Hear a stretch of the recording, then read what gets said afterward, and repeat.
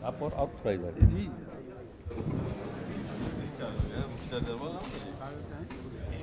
Document discharge है तो हम देख रहे हैं बैटरी से उधर लगा देखिए ना जगह छेद रहा है भाई साहब।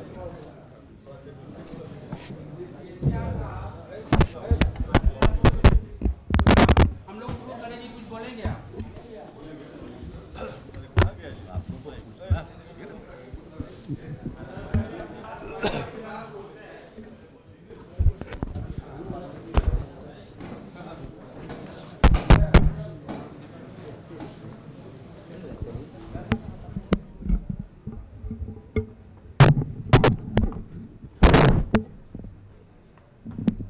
बीच में रख ठीक है बस थैंक यू। आज हमारे बड़े भाई नीतीश जी से विस्तार में बात हुई। एक बात तो समझ में आई और सहमति भी बनी कि किसी भी प्रकार से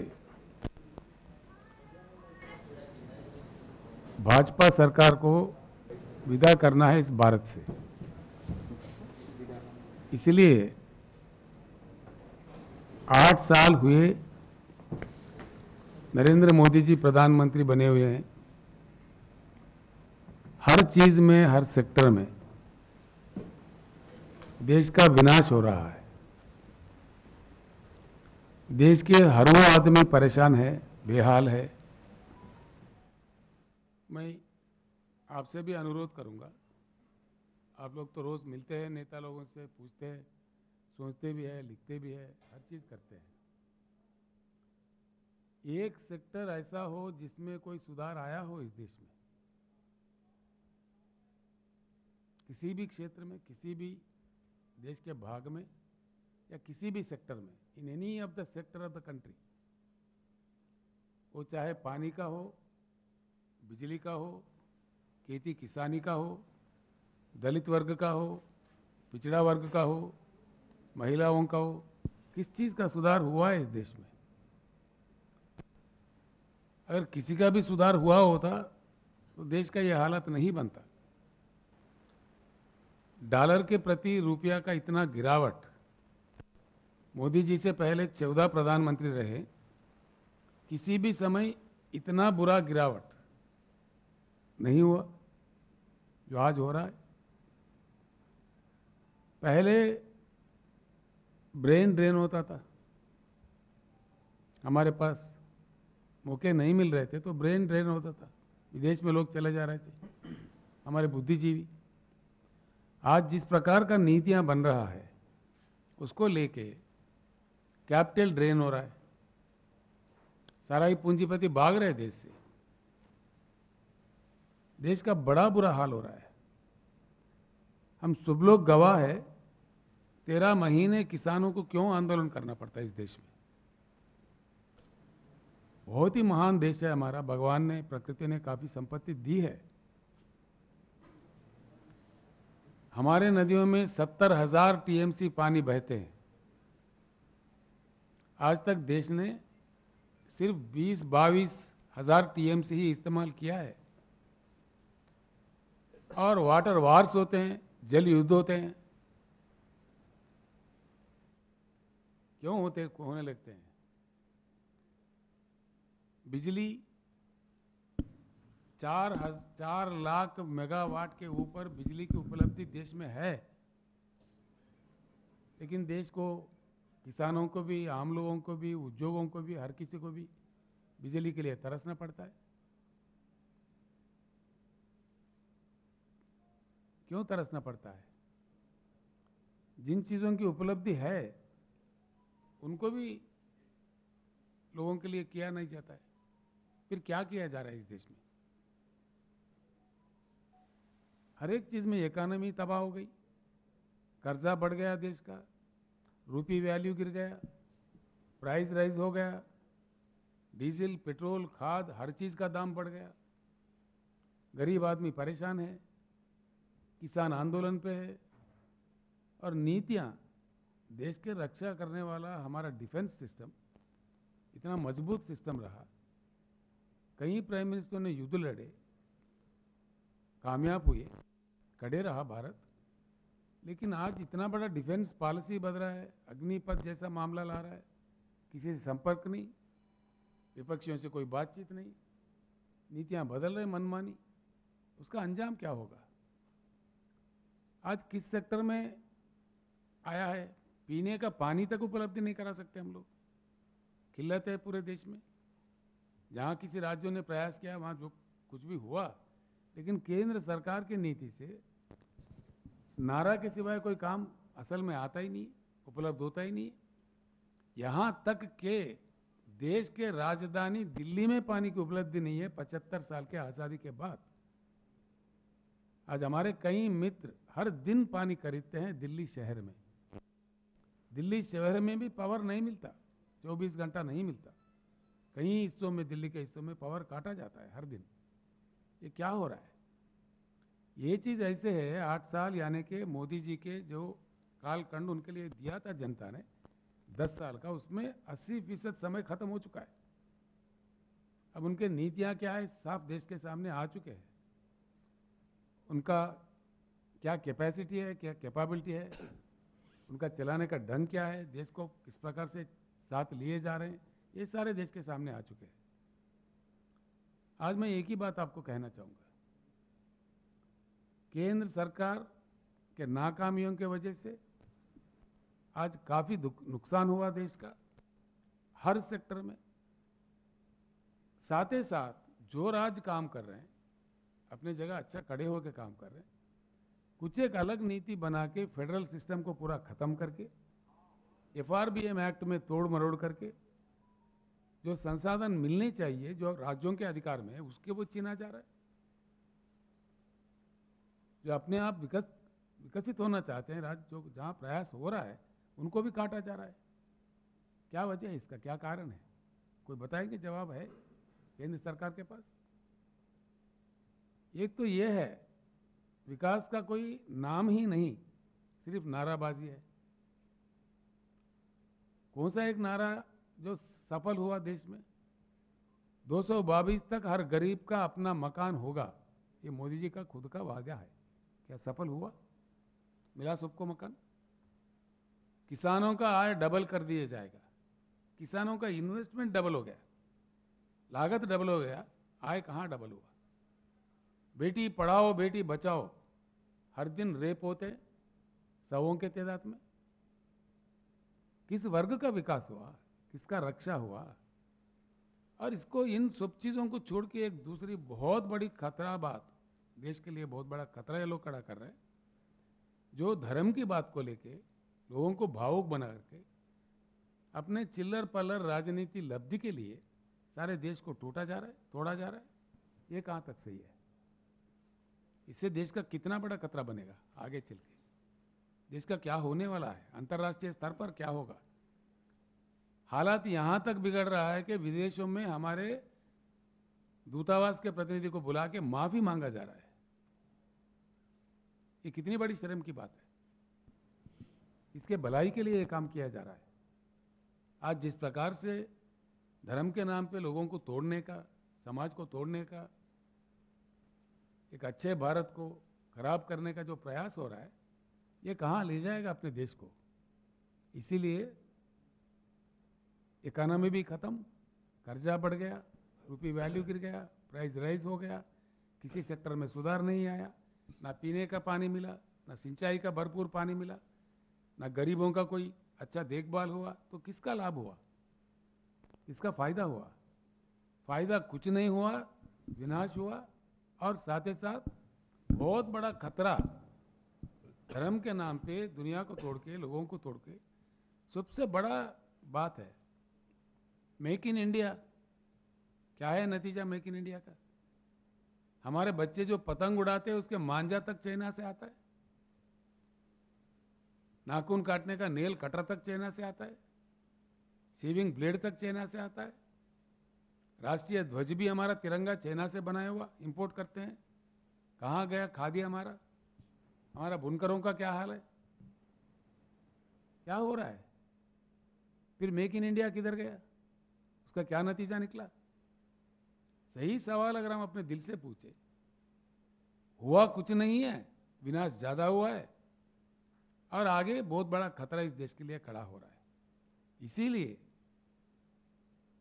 हम एक ही आवाज आज नीतीश जी से मिलने के बाद, जो बातचीत करने के बाद, नीतीश जी का भी मन है, मुझे भी उन्होंने आदेश दिया है, जितने भी विपक्षी दल है देश में सारे एकजुट होकर, ताकत जुटाकर, शक्ति जुटाकर बीजेपी मुक्त भारत का नारा देना चाहिए और बीजेपी मुक्त भारत को हासिल करना चाहिए।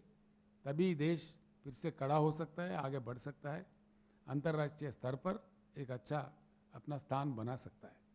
मैं एक अन्य बात भी कहना चाहूंगा इस दौरान, आपसे प्रार्थना भी है, नीतीश जी ने भी प्रार्थना की, आप ये बात जरूर जनता तक ले जाए। भारत में 75 साल के आजादी के बाद इतने सारा समस्याओं से उलझ रहे हम लोग। इस स्थिति से भारत को अगर निकलकर बाहर जाना है, कुछ ये अब तक रूटीन जो 75 साल में चलता आया है, उससे उठकर आउट ऑफ बॉक्स सोचना चाहिए। विशेषज्ञों का मानना है, ये मेरा बात नहीं है, अगर किया जाए तो भारत सर्वश्रेष्ठ देश इस दुनिया का बन सकता है, प्रभावशाली बन सकता है, प्रबल आर्थिक शक्ति बन सकता है। इसमें हमारा प्रयास होना चाहिए। एक उच्च गुणवत्ता वाली बदलाव भारत में चाहिए, ये बिल्कुल चाहिए। अगर हमारे पास ज्ञान नहीं है, पूरी दुनिया में जहां ज्ञान है वहां से प्राप्त करना चाहिए हम लोग। चाइना, जिसकी जीडीपी हमसे कम थी 1980 तक, 81 तक भी, उन्होंने कर पाया, कर दिखाया। उनका इकोनॉमी पहुंच गया $16 ट्रिलियन में। आज हम $3 ट्रिलियन के आसपास में घूम रहे हैं। बड़ा शर्म की बात है। चाइना में हर चीज हमसे कम है, हर चीज की उपलब्धि हमसे कम है, लेकिन वो कहां पहुंच गया? आज टक्कर दे रहा है, पूरे दुनिया के अग्र देश जो माना जाता है अमेरिका को टक्कर दे रहा है, प्रतियोगिता दे रही है। हम कहां रह गए? ये हम ऐसे बने रहेंगे? ऐसे ही रहना चाहिए देश को। आज देश के युवा को, देश के बुद्धिजीवियों को सोचना चाहिए। मैं एक ऐसे पवित्र जगह बैठ के ये बात कह रहा हूं जहां से लोकनायक जयप्रकाशन जी के एक आवाज पे पूरी देश में क्रांति आई थी, तानाशाही का खात्मा किए थे, रिश्वतखोरी के खिलाफ में लड़ाई लड़े गए थे। ऐसे पवित्र भूमि में आकर कुछ प्रेरणा मिलता है। इसलिए गुजरात से सारे देश के युवाओं को, बुद्धिजीवियों को, राजनीति में जो लोग काम सक्रिय कर रहे हैं, उन सारे लोगों से हम प्रार्थना करेंगे कि बीजेपी मुक्त भारत ही देश को आगे ले जाएगा। इनके धर्म के वाद पे, कुछ अन्य के वाद पे देश को तोड़ मरोड़ के जो कर रहे हैं, तोड़ना बहुत आसान होता है, जोड़ना बहुत कठिन होता है। एक बार टूटा देश, एक बार एक विद्वेष, एक हेट्रेड फैल गया, बहुत बुरा मुश्किल होगा, देश को बड़ा नुकसान हो जाएगा। हम संभलने में फिर काफी समय हमें लगेगा। इसीलिए इस खतरा से बचने के लिए हर किसी को आज सोचना चाहिए। इनके जो बहकाव है, झूठे वायदे हैं, झूठी बातें हैं और झूठा तरीका है, एक शर्म करने वाली बात है। भारत लोकतंत्र का मान्यता रखने वाला एक विशेष देश है, हमारा कोई प्रतिष्ठा है अंतर्राष्ट्रीय स्तर पर। आज कहा जा रहा है खुलेआम, देश को चलाने वाले सत्ताधारी पार्टी के अध्यक्ष खुद कहते हैं हम सारे पार्टियों का खात्मा करेंगे, एक पार्टी, सिर्फ एक पार्टी का तानाशाही लाएंगे। कहा तो ऐसा जा रहा है तिरंगा को नहीं उड़ाइएगा, कहा शायद झंडा उड़ाइएगा अपने घरों पे, और वो लोगों का कुछ पकड़ने वाला नहीं है। ये तो देश के साथ गद्दारी हुआ, राष्ट्रीय ध्वज के साथ गद्दारी हुआ। वो लोग खुलेआम बयान देते जा रहे हैं। क्यों केंद्र सरकार चुप्पी साध रही है? क्या कारण है इसके पीछे? और आज जिस प्रकार के दंगे कराए जा रहे हैं, जिस प्रकार के एक सहिष्णुता हमारे देश में बना हुआ था, जिसके प्रति हमारा देश का बड़ा मान्यता था, जो हमारे राष्ट्रपिता है महात्मा गांधी जी ने अपने आप को नहीं कहा राष्ट्रपिता, सारे देश ने माना है, सर पे लिया है। ऐसे राष्ट्रपिता का अपमान किया जा रहा है कितने गंदे तरीकों से, और हम सब लोग चुप्पी साधे हुए हैं। ये कहाँ ले जाएगा देश को? क्या हम अपने दादा परदादा का अपमान करेंगे, अपने खानदान का अपमान करेंगे? ये किसी देश में होता है? ऐसा नहीं होना चाहिए। ये कहाँ ले जाएगा भारत को? आगे तफ्ता को हम क्या सिखा रहे हैं? ऐसे भारत किसको चाहिए? और इनके प्रति कोई मतलब कुछ हुआ है, इनका कोई काम है, इनका कोई योगदान है, फलाने सेक्टर में कुछ हुआ है? किसमें सुधार हुआ जी? बातों के सिवाय कोई काम है नहीं। जब ये विपक्ष में थे, गला पाड़ पाड़ के जिन बातों कह रहे थे, जिन बातों का विरोध कर रहे थे, आज वही बात ये अमल कर रहे हैं। Complete privatisation totally. LIC को क्यों प्राइवेट कर रहे हैं जी? दुनिया का बहुत बड़ा इंश्योरेंस कंपनी है, सक्षम कंपनी है, सक्रिय कंपनी है, करोड़ों जनता का इस देश का बहुत प्यारा कंपनी है। उसको क्यों काटा जा रहा है, क्यों बेचा जा रहा है? पोर्ट भी बेचते, एयरपोर्ट भी बेचते, रेल भी बेचते, क्या बचेगा देश के लिए? इनका योगदान क्या है? ये बेचने में लगे हुए हैं। आखिर एक ही नारा बचा है, बेचो इंडिया। सब बेच दो, सुबह बेच दो, सुबह प्राइवेट कर दो, फिर क्या बचेगा देश को? बेच बेच के हमें जाना कहाँ है, पहुंचना कहाँ है? दुनिया में हमारे क्या जगह रह जाएगा? इसीलिए सारे देशवासियों से हमारा अनुरोध है, हमारा अपील है, और हमसे जो संभव प्रयास होगा, हर संभव प्रयास हम करेंगे। ये कुछ कमजोर लोगों को डराते हैं, विपक्षियों को जिस तरह से सताते हैं, ये सच्चे हरिश्चंद्र के भाई है क्या? आज सबसे ज्यादा पैसे खर्च करने वाला चुनाव के टाइम पे भारतीय जनता पार्टी है, ये सारा दुनिया जानता है, सभी को मालूम है, आप लोगों को भी मालूम है, हम सभी जानते हैं। सबसे ज्यादा पार्टी में पूंजी रखने वाला पार्टी भारतीय जनता पार्टी है। घोटाले किए जा रहे हैं। कभी हमारे देश के प्रधानमंत्री के खिलाफ कहीं नारा नहीं उठे। प्रधानमंत्री जब श्रीलंका गए, श्रीलंका में साफ बताया, वहां के लोगों ने उनके पार्लियामेंट्री कमेटी के सामने बयान दिया है कि भाई इन्होंने अपने मित्र को, एक छोटे मोटे शाहूकार को कॉन्ट्रैक्ट देने के लिए श्रीलंका पे दबाव लाया है। वहां के युवा प्लेकार्ड लेके खड़ा हुआ है वहां के रोडों पे, ये सारे दुनिया के सामने है। कितना अपमान होता है देश का, इसका कितना भारी हमको चुकाना पड़ता है।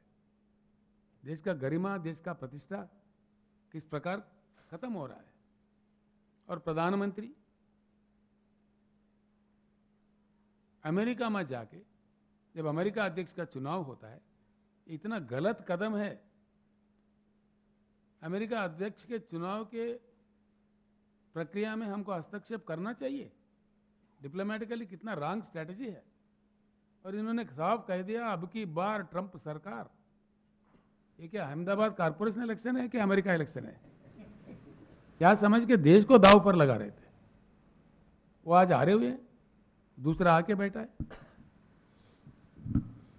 देश के बारे में कुछ ख्याल है? जो मन में आए कह दिए। इस प्रकार की नीतियां देश को कहां पर ले जाएंगे, क्या स्थिति देश की बनेगी, इस बात पे सोचना चाहिए। पत्रकार मित्रों से भी मेरा अनुरोध है,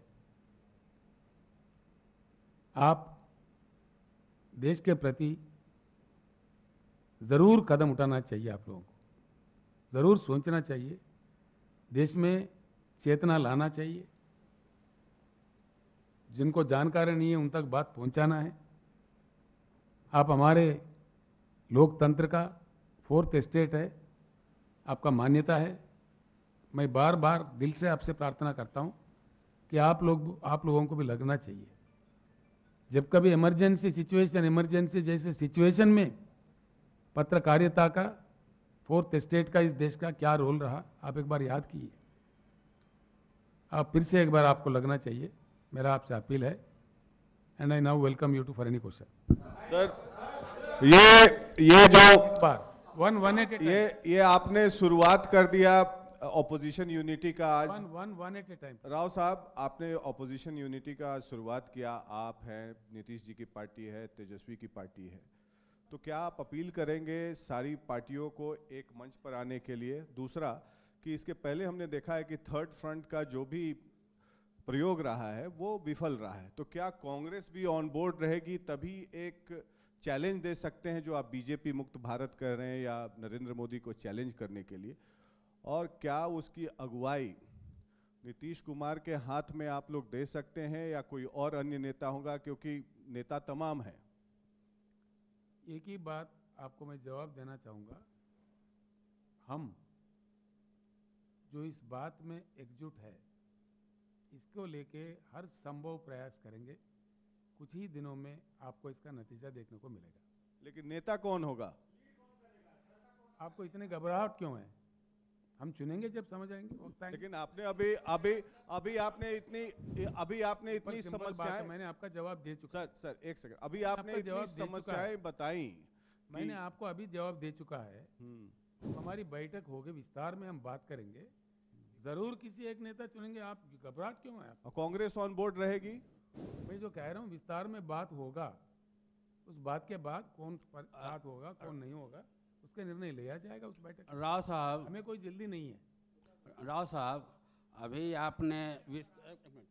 आपने अभी विस्तार से बताया कि कई क्षेत्र में अशांति है, गरीबों में अशांति है, किसानों में अशांति है, धार्मिक सद्भाव खत्म है, और ये भी आपने कहा कि जब भी अशांति होता है तो बिहार से क्रांति होता है, तब शांति आता है देश में।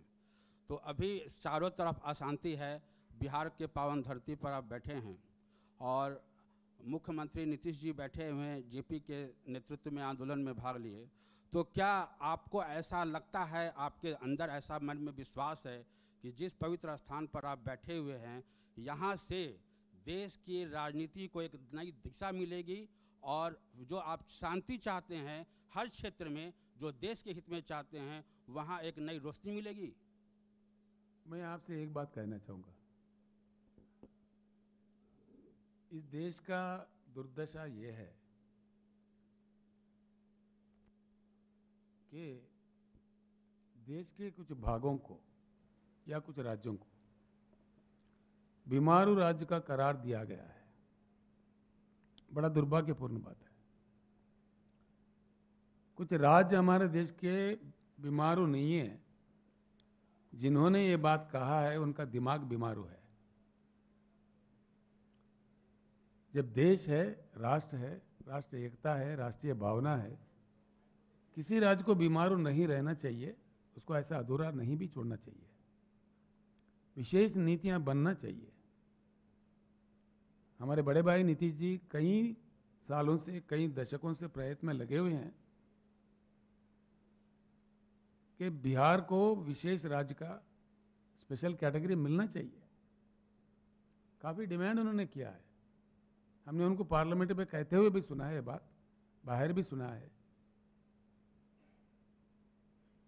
जो प्लानिंग कमीशन को खत्म करके जिसे नीति आयोग को बनाया गया है, उसमें भी हम दोनों मुख्यमंत्री के हैसियत में वहां हिस्सा लेते थे, भाग लेते थे। उस समय भी मैंने सुना है नीतीश जी को वहां कहते हुए, उन्होंने डट कर कहा कि भाई हमको ऐसा कहना चाहिए। क्यों नहीं दे रहे जी? क्यों नहीं दे रहे? क्या वजह है? कारण क्या है? कोई कारण बताएगा? देश का प्रधानमंत्री राजस्थान जैसा ही रह जाए? मैं जब नीतीश जी से लंच कर रहा था, यहाँ के फाइनेंस सेक्रेटरी, कई अन्य अधिकारी, वरिष्ठ अधिकारी हमारे साथ बैठे थे। मैं कुछ जानकारी प्राप्त करने की कोशिश कर रहा था उन लोगों से, सर भी साथ में थे, कि क्या नीतियां बन सकते हैं। मैं आपको एक बात कहूं, ये मेरी अपनी बात नहीं है। तेलंगाना एक यंगेस्ट स्टेट ऑफ इंडिया है। तेलंगाना जब बना 2014 में, हमारे पास भी कई समस्या ऐसे थे।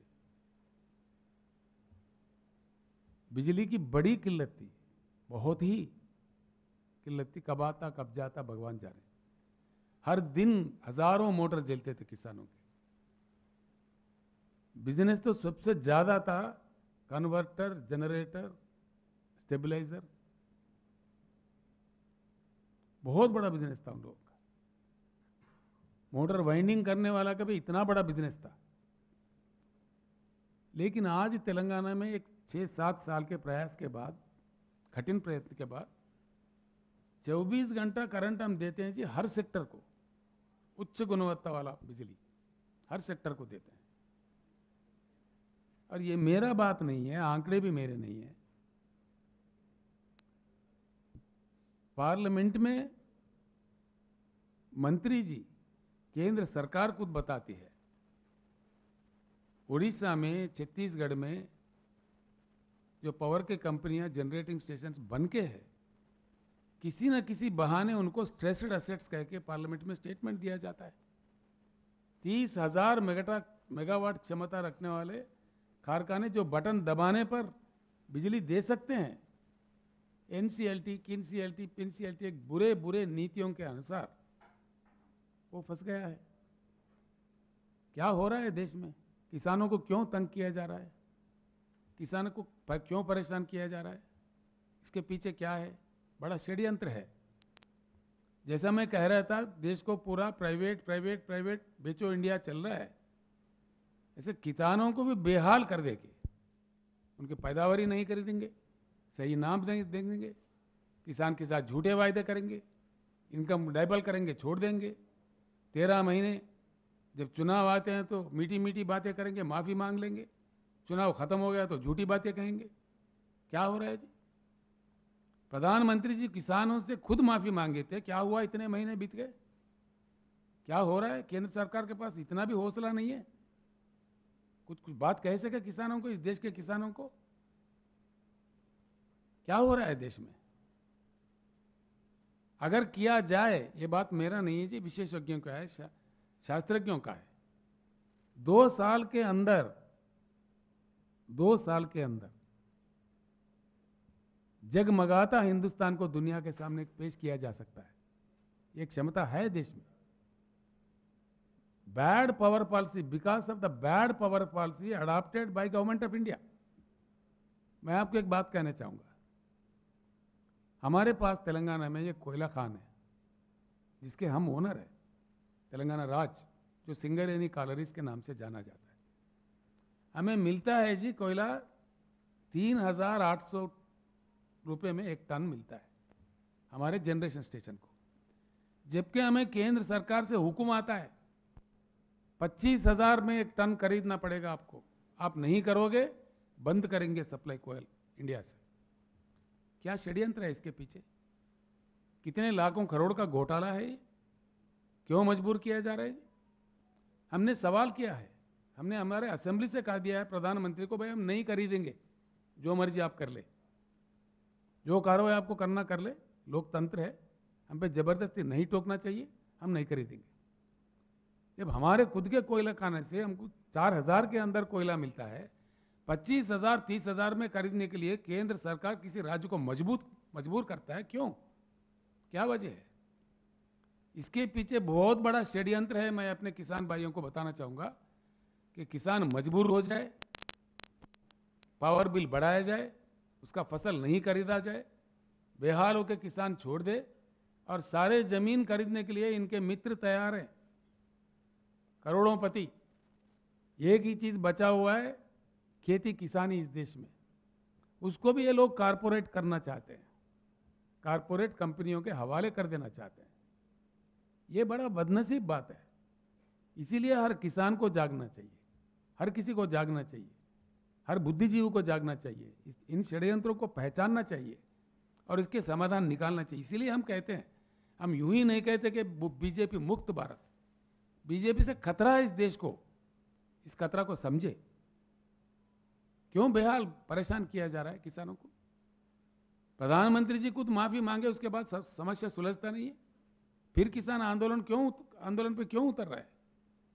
मैं आपको बता रहा हूं, आज हाल में अभी 2-3 दिन पहले हैदराबाद में 26 राज्यों से किसान संगठन के नेता मेरे पास आए थे। हमारे पास जो कार्यक्रम हुए, हम देते हैं जी, हर एकड़ में 10,000 का लागत देते हैं, इन्वेस्टमेंट देते हैं, हमारे किसानों को, तेलंगाना किसानों का हमने बीमा करवाया, सारे प्रीमियम हम भरते हैं LIC को, और किसी भी किसान का किसी भी कारण एक्सीडेंट नहीं, किसी भी कारण मृत्यु हुआ, 10 दिन के अंदर उनके अकाउंट में सीधे ही 5 लाख रुपए पहुंच जाता है। क्या इतना भी नहीं कर सकता केंद्र सरकार? इतनी क्षमता नहीं है? जो बात तेलंगाना संभव में है, तेलंगाना में संभव है, पूरे भारत में क्यों संभव नहीं है? हम हर दाना खरीदते हैं किसान से तेलंगाना राज्य में। 7,000 परचेजिंग सेंटर्स हमने खोला है। हर एक दाना till the last grain Telangana सरकार ही खरीदता है MSP देके। क्या ये काम गवर्नमेंट ऑफ इंडिया नहीं कर सकता? क्यों नहीं कर पा रहे? इसके पीछे कारण क्या है? क्यों तंग किया जा रहा है? राव साहब, एक सवाल है आपसे। आप नीतीश कुमार जी को प्राइम मिनिस्टरियल कैंडिडेट के रूप में किस तरह से देखते हैं सर? नीतीश कुमार जी देश का एक जाना माना वरिष्ठ नेता है, इसमें किसी को शक की बात नहीं है। नीतीश कुमार का सुनिए ना, why you are so, I am here, I will be here, I am very patient. Nitish Kumar ji इस देश का उत्तम से उत्तम वरिष्ठ नेता है, इसमें किसी को कोई शक नहीं है। सुनिए ना, मुझे बात तो खत्म करने दे। जब हम बैठेंगे, समर्पित रूप से बैठेंगे, समाधान निकालने का हर संभव प्रयास करेंगे। मैं एक कौन बनता हूं, मेरे जैसे कई नेता है देश में, तो सभी की सहमति से जिस प्रकार की नीति बनना चाहिए, जिस किसी को नेता चुन के सर पे लिए चलना चाहिए, वो जरूर हम आपको बता देंगे। आपको कोई घबराहट की या जल्दीबाजी की जरूरत नहीं है।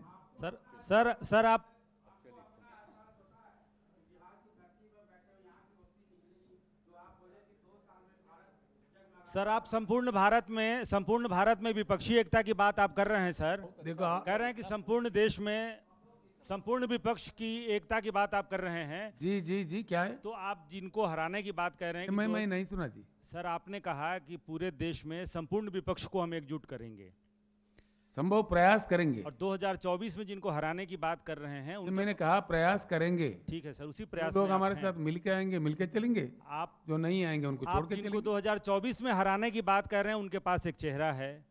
चेहरे के सवाल पे आप कह रहे हैं कि हम बैठकर वार्तालाप करेंगे, उसमें एक चेहरा निकलेगा। बिल्कुल। क्या ऐसी स्थिति बनती है तो KCR साहब नीतीश कुमार जी का नाम प्रपोज करेंगे? ऐसा देखिए, मैं कौन होता हूँ? मैं कहूंगा तो कोई विरोध करेगा? नहीं, मैं कहूंगा तो कोई विरोध भी करेगा। नहीं, आप क्यों जल्दीबाजी कर रहे हैं? हमको बैठने दीजिए, बात तो करने दीजिए। नहीं, सर इस पूरे प्रक्रिया में बैठा हुआ हूँ, आप भी बैठिए आराम से। आप भी बैठिए आप भी बैठ जाइए। अरे आप बार बार क्यों उठ के जा रहे हैं? सर इस पूरे प्रक्रिया में कांग्रेस पार्टी की क्या भूमिका होगी? विपक्षी एकता में कांग्रेस पार्टी की क्या भूमिका रहेगी? राहुल गांधी क्या प्राइम मिनिस्टर के दावेदार रहेंगे? क्योंकि कांग्रेस पार्टी कहती है कि हमारे prime minister candidate Rahul Gandhi हैं। देखिए ऐसा है, नहीं, सिंपल बात है। मैंने साफ कह दिया कि आप होशियार है, मैं आपसे भी होशियार हूं। मैंने कह दिया है। Your Hindi is very good. आप भैया बहुत अच्छी है। मैंने बता दिया है। आप बैठिए। मैंने उनका नाम लिया तो नहीं, आप बैठ जाइए। ऐसा है, हम जरूर बैठेंगे। भाजपा के जितना विरोधी दल है इस देश में, उनको सब एकजुट करने की हर संभव प्रयास हम करेंगे। ठीक है? इसके बाद में बैठक में सर्वानुमति से, सर्वसहमति से जो बात निकल कर आती है वो विस्तार रूप में हम आपको बताएंगे। विकास बिना ब्राह्मण के कोई शादी होता ही नहीं है। Sir last question from CNN News 18 हो ही नहीं सकता। Sir last question from CNN News 18 sir. एक मिनट बताइए। बोलने दीजिए सर। बैठिए। सर राव साहब अतिथि हैं, बोलने दीजिए। आप बैठिए ना। Last question sir, last question. बैठिए please. Sir last question KCR sir. नहीं, निधि जी बैठिए ना please. KCR sir last question. कह रहे हैं कि सबको अपोजिशन को यूनाइट करने की कोशिश हम लोग करेंगे, तो हम लोगों की राय है, बात है, सबको मिल के करेंगे। Sir, क्या अभी क्या पूछ रहे हैं कि क्या हो? sir, one question from sir. One question, one last question, sir. इतना अच्छा आपको बोल दिए। Sir, you have been criticizing Gujarat model all the time and boasting about your Telangana model. Could you please elaborate on that? And also, will there be involvement of farmers in this front that you are talking about? देखिए ऐसा है, बैठिए ना sir. नहीं बैठिए बैठिए, नहीं policy बता देते हैं। नहीं सब बैठिए ना, पॉलिसी नहीं, राजनीति छोड़िए, पॉलिसी बता। गुजरात मॉडल जिसका आपने बात कहा है वो 100% फ्लॉप मॉडल है, 100%। हाल में सारा मीडिया आप लोगों के माध्यम से देश के सामने ला चुके हैं, जहां गांधी जी का जन्म हुआ, कहते हैं कि भाई प्रोहिबिशन है हमारे पास, लेकिन वहां कल्ती शराब, इलिसिट लिकर पी के 70 लोगों की मृत्यु हो गई है, जो प्रधानमंत्री जी का खुद का राज्य है। Do you think that Gujarat model is a successful model? You think so? It is 100% flop model. आप ह्यूमन इंडेक्स देखिए, कहां जा रहा है देश, उसमें गुजरात भी इतना अंदर है। गुजरात में भी बिजली की किल्लत है, पीने का पानी का किल्लत है। उद्योगपति भी आंदोलन कर रहे हैं, बिजली दो हमें, वरना हम अन्य राज्य में चले जाएंगे। ये हर रोज सुनते हैं जी हम। हमारे पास भी गुजरात के कई बिजनेसमैन काम करते हैं हैदराबाद में। Gujarat model is a utter flop model. गरीबों का कोई देखभाल नहीं होता। वहां दलितों के साथ क्या हो रहा है गुजरात में, कल जो वाक्य हुआ, कोई दलित शादी करके घोड़े पे भी नहीं जा सकता गुजरात में। ये गुजरात मॉडल है? ये मॉडल चाहिए हिंदुस्तान को? कब तक, कहां तक चलेगा? 100% it's a flop model, it's proved. Do you have any doubt about that?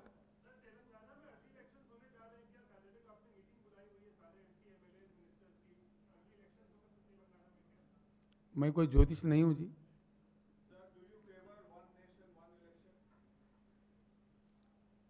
वो अगर संभव हो तो सुनने के लिए अच्छा ही लगता है। तो हमारे जैसे देश में वो कहां तक संभव है, कहां है, उन चीज के बुद्धिजीवी है, वो सब बैठ के तय करे, प्रयास करे, अगर हो सके तो हो जाए। Mr. Rao, one small question. I've been trying to reach out to you for quite some time now. The question being that it appears more or less from whatever deliberations you people had, that your idea of cobbling up a third front yet again, in the past we do have such. It is not third front, sorry. It is not third front. Why Let's are not you call naming it third front. Why you are naming it as a third front? No, We okay, have fine. never, Just we have delete never, the part third we front. have never named An it. alliance. Let's call it an alliance. Main front, why are you calling Okay, main front. So in the past, it has been failed attempt. What do you think? This time round, there would be some kind of cohesiveness despite all the inherent contradictions.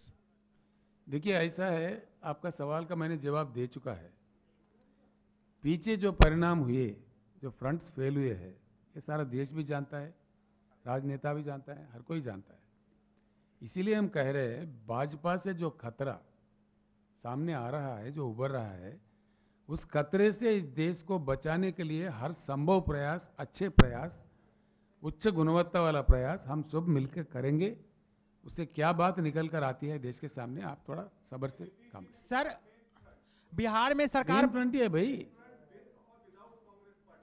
आपको क्यों इतनी घबराहट है भाई? हम बताएंगे ना, राव साहब, जब बैठेंगे बताएंगे। आप क्यों ऐसे सवाल उठा रहे हैं? दिख रहे हैं। यानी कि आप विपक्ष के अंदर आप फूट डालना चाह रहे हैं। फिर क्या बात है, फिर क्या बात है? हम बताए जा रहे हैं, सेम क्वेश्चन आप दोहराते जा रहे हैं। हमने जवाब दे दिया आपका। राव साहब, एक सवाल इधर से है।